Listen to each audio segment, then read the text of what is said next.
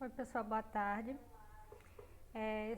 Esse vídeo de hoje é com as resoluções das questões, tá? Do último capítulo, do último conteúdo que nós vimos, que foi o capítulo 2, que fala sobre reprodução humana, tá? E essas questões, elas estão lá nas páginas 69 e 70 do Aplique Seus Conhecimentos, tá?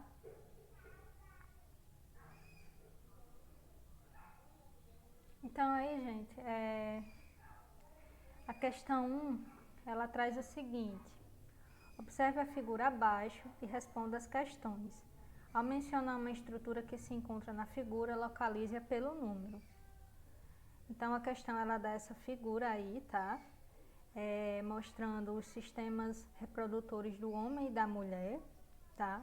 Aí é uma representação do sistema genital masculino à esquerda e feminino à direita, tá? E aí as alternativas pedem o seguinte: alternativa A, ela pergunta onde os espermatozoides são produzidos e onde amadurecem e adquirem mobilidade e por que essa mobilidade é importante. Então, a gente viu que os espermatozoides, eles são produzidos lá nos testículos e eles amadurecem lá no epidímio, tá? Os testículos, eles estão representados pelo número 1, tá? Aí nessa figura do lado esquerdo. E o epidímio está representado pelo número 2, tá? E aí a gente viu que a mobilidade, ela possibilita a locomoção dos espermatozoides do sistema genital feminino em direção ao ovócito. Tá? Então a questão B, ela pergunta em que tubo ocorre a passagem de urina e de esperma. Tá? Então, a gente viu que a uretra, ela é a responsável por realizar por possibilitar essa passagem tanto da urina como do esperma, tá? No caso do sistema genital masculino. Alternativa C, onde os ovócitos são produzidos. Então a gente viu que lá nos ovários, representados pelo número 8, tá? Aí na figura do lado direito da tela de vocês, lá nos ovários que os ovócitos são produzidos, tá? E aí esses ovócitos, quando fecundados, eles vão gerar o embrião, tá, gente? Alternativa D, onde são produzidos os hormônios masculinos e os femininos. Então a gente viu que os hormônios masculinos, eles são produzidos nos testículos, representado pelo número 1, aí na figura, tá?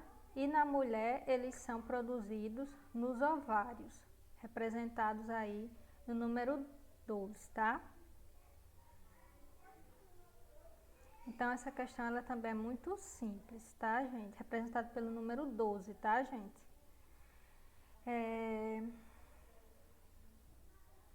Questão onde ocorre a fecundação e a nidação. Então, a gente viu que a fecundação ela vai ocorrer lá na tuba uterina, tá? E a nidação lá no útero. Então, a tuba uterina, ela está representada pelo número 9, as tubas, tá? As tubas uterinas. E a nidação, ela está representada pelo número 10, tá, gente? Então, é aí que vai ocorrer a fecundação, tá? Questão F. Por onde sai o bebê na hora do parto normal? Então, a gente viu que em algumas condições, a mulher ela não pode realizar o parto normal. E aí a gente viu que é necessário realizar um procedimento denominado cesariana, tá? Mas no parto normal, em condições normais, então o bebê ele vai sair pela vagina, tá, gente? Representado aí pelo número 11. Então, essa questão aí é só para relacionar cada membro à sua função, tá? Uma questão simples também. Questão 2. Indique o trajeto do espermatozoide desde o local de sua produção até onde acontece a fecundação, identificando as estruturas numeradas da figura 2.8. Então, a gente teve aqui essa figura, tá, gente? Figura 2.8. Vocês podem acompanhar aí no livro de vocês, tá? E aí essa questão 2, ela tá só pedindo para vocês identificarem cada uma dessas estruturas que estão enumeradas lá na figura 2.38. Então, no número 1, a gente tem o testículo, tá? Deixa eu voltar aqui um pouquinho. Que o número 1, a gente tem os testículos, que é onde são produzidos os espermatozoides.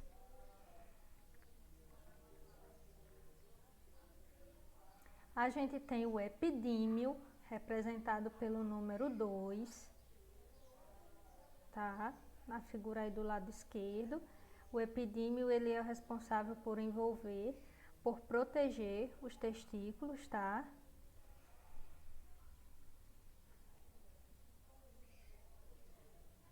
E aí a gente tem o ducto deferente, representado pelo número 3. Deixa eu voltar aqui um pouquinho, tá? E aí a gente tem no número 4, no número 5, a glândula seminal, tá? E no número 4, a próstata. No número 5, a glândula seminal. No número 4, a próstata. E aí a gente tem número 7, a uretra, e no número 11, a vagina, representado aí nessa figura, tá? Número 7, a uretra, no número 11, a vagina, tá? Que em um parto normal é por onde o bebê sai. E aí a gente tem também o útero e a tuba uterina. O útero representado pelo número 10 e a tuba uterina representada pelo número 9, tá? Então aí, gente, essa questão pediu só para vocês enumerarem cada uma dessas partes, tá? Questão simples também. Questão 3, ela pede para vocês observarem a figura e responder as questões. Então, ela dá aí essa figura, tá? Que é uma representação simplificada das etapas do ciclo menstrual, tá? E aí a gente tem aqui embaixo a representação em dias do ciclo menstrual, tá? E aí a questão A, ela pede o seguinte: que estrutura do útero está representada pela letra A? Então, aí a gente viu que no útero existe um material que ele quando não ocorre a gravidez, o que acontece? Ele é expulso do corpo da mulher através da menstruação, tá? Então, quando não ocorre a fecundação do óvulo no útero da mulher, então aquele material que é chamado de endométrio, lembrando que o endométrio ele se encontra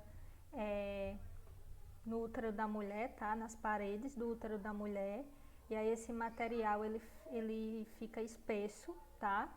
E aí ele é eliminado do corpo da mulher através da menstruação, tá?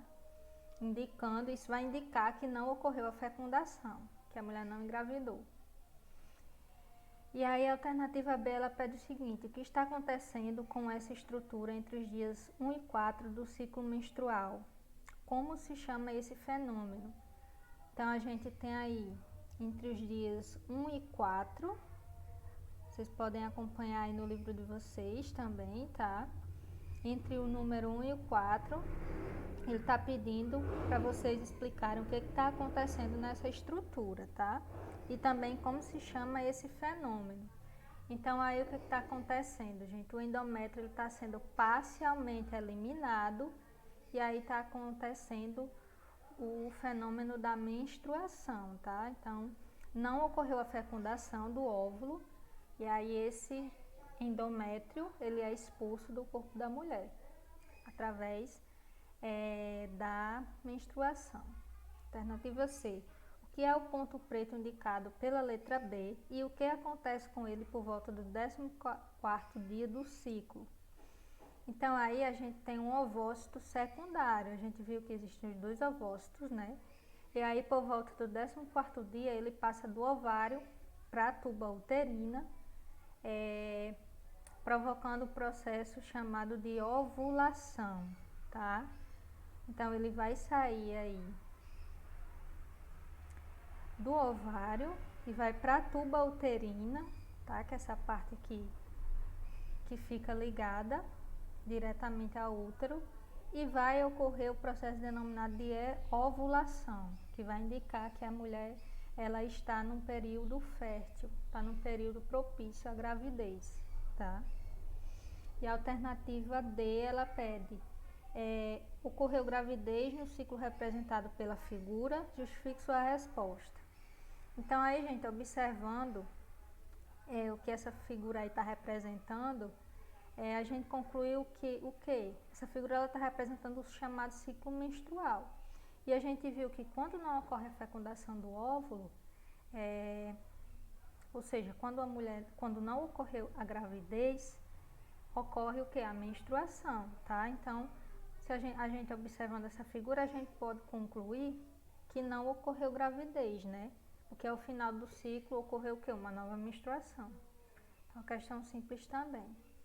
Questão 4. Alguns problemas no sistema genital feminino tornam necessária a remoção dos óvulos e do útero. Nesse caso, a mulher continua menstruando? Ela pode engravidar? Justifique sua resposta. Então, a gente viu que alguns problemas eles podem afetar diretamente o ciclo reprodutivo da mulher, tá? E aí, o que acontece? Quando esse ciclo ele é afetado de alguma forma, a mulher ela não irá menstruar novamente, porque ela não possuirá mais o útero e, consequentemente, ela não tem endométrio. Ela também não vai poder engravidar, porque ela não vai produzir mais ovócitos nem tem o útero, que é o órgão onde o embrião se desenvolve, tá? Então, se a mulher remover os ovários e o útero, o que acontece? Ela não menstrua e ela também não tem mais a capacidade de engravidar, tá? Porque é no útero que o embrião ele vai se desenvolver. Questão 5. Que estrutura fornece alimento e oxigênio ao embrião? E qual fornece proteção contra choques mecânicos? Então, a gente viu que existe uma espécie de película que ela envolve o embrião e ela fornece tudo o que ele precisa, tá? E aí essa película ela é chamada de placenta, tá? Então, a placenta, ela conduz tudo o que o embrião, necessita, tá? Desde alimento, desde oxigênio, tá? E aí ele fornece uma proteção contra choques mecânicos através de uma estrutura chamada âmnio, tá, gente? Então, essa questão também é simples. A questão 6, ela pede para vocês identificarem as alternativas a seguir como verdadeiras ou falsas, tá? Então, a primeira aí, a ovulação ocorre nos primeiros dias do ciclo menstrual. Isso é verdadeiro ou falso? Falso, né, gente? Então, a ovulação, ela acontece antes do início do ciclo menstrual. Ela não ocorre nos primeiros dias, ela ocorre antes do ciclo menstrual, tá? Então, se não ocorrer, a mulher ovula, porém, se não ocorrer a fecundação do óvulo, então aí ela entra no ciclo menstrual, tá? O atraso da menstruação pode indicar gravidez? Pode sim, gente. Então, uma das condições para que a mulher, uma das consequências da gravidez é que a mulher ela passa a não menstruar durante esse período, tá? Como houve a fecundação do óvulo, tá? Então, a menstruação cessa, tá? Indicando que houve gravidez. O embrião formado nos primeiros dias após a fecundação é chamado de feto? Será? Não, né, gente? Os primeiros dias ele é chamado de zigoto, né? Que a gente viu. A menstruação é a eliminação de parte da camada interna do útero. Verdadeiro, né, gente? Então, não ocorreu a fecundação do óvulo, então aquela parte interna do útero, ela vai ser eliminada, tá? Através da menstruação. O cordão umbilical possui vasos sanguíneos que ligam o feto à placenta, verdadeiro, né? O cordão umbilical é ele que vai ele que vai conduzir tudo o que a criança necessita até a placenta, tá? Ele vai servir como ponte. O ciclo menstrual é controlado por hormônios da hipófise e dos ovários, verdadeiro, né, gente? A gente viu que é lá na hipófise que os hormônios, eles são produzidos, e aí é eles quem controlam o ciclo menstrual, tá? A placenta produz um hormônio que atua na gravidez, verdadeiro, tá? Na cesariana o bebê nasce pela vagina, não, né? A gente viu que no parto normal é que o bebê nasce pela vagina. Na cesariana, o médico realiza um corte na barriga da mulher para retirada do bebê. Então, falso. Após a menopausa, a mulher pode engravidar naturalmente. Verdadeiro ou falso? Falso, né, gente? A gente viu que a menopausa,